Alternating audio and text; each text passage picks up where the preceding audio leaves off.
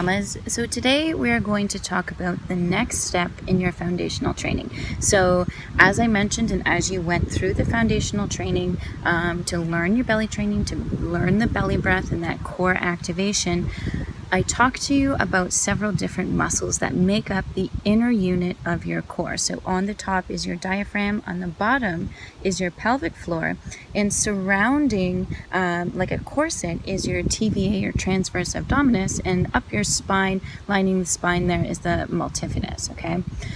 So we have been working on so far activating that diaphragm through diaphragmatic breath, and when you breathe in, the diaphragm goes down. When you breathe out, it comes back up. Okay? The idea and the next step is that your diaphragm and your pelvic floor really should be working in tandem. So when you breathe in,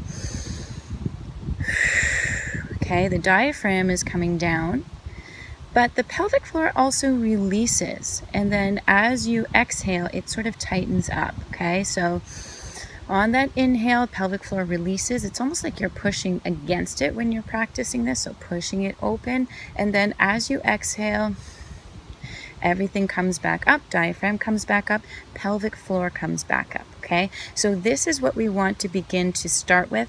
And how I'm going to do this is just like we did with the breath. We're going to start lying down on your back where it is easiest for you to engage that diaphragm and get that core activation. And then we're going to start to, on the exhale, gently begin to lift the pelvic floor, okay? Now, everybody has these little ideas about what lifting your pelvic floor really means, or maybe doing a Kegel or something like that. But the way that I want you to start to think about it is not just in the traditional sense, which should be in 4 phases. So those 4 phases are stop the flow of pee, squeeze your vagina, squeeze your anus, lift the whole floor up. Okay, so you certainly can think of it that way, but I want to give you some other ideas and ways to think about it too. I want you to think about your 2 sits bones. Okay, so those bony bones of your bum there, I want you to think about pulling them together. Okay, so when you pull them together, you begin to engage a certain amount of musculature within your pelvic floor. Okay, so you can begin by pulling them together in holding. You can start to do holds and release, holds and release, or just like you would when you think of that traditional Kegel exercise of an elevator, you can try that too. So that's kind of coming up one floor, up another floor, up to the top floor, down, down, okay? Doing that by pulling the sits bones together.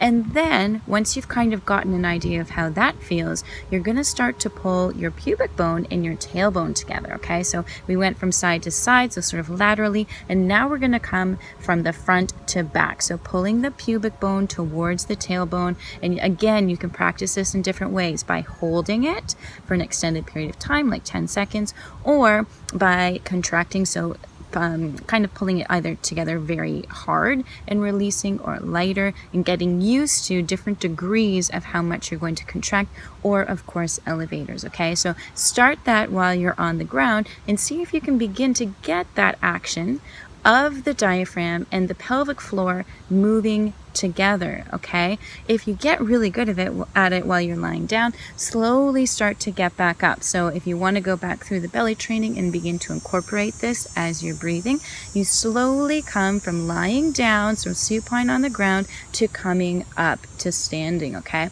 to be able to practice that breath, incorporating the pelvic floor all at the same time. Now this is just phase 2 of the foundational training, and there's going to be the next phase as well, and by the time we've gone through all 3 phases, you'll really have some amazing activation going on in your core. So any issues that you might have with diastasis, either recti or like me, of your pubic bone in the front there, so that's essentially a bit of a splitting of your abs or even your pubic bone, that happens as well, mostly from incorrect training, as I have very good experience with, but other things too.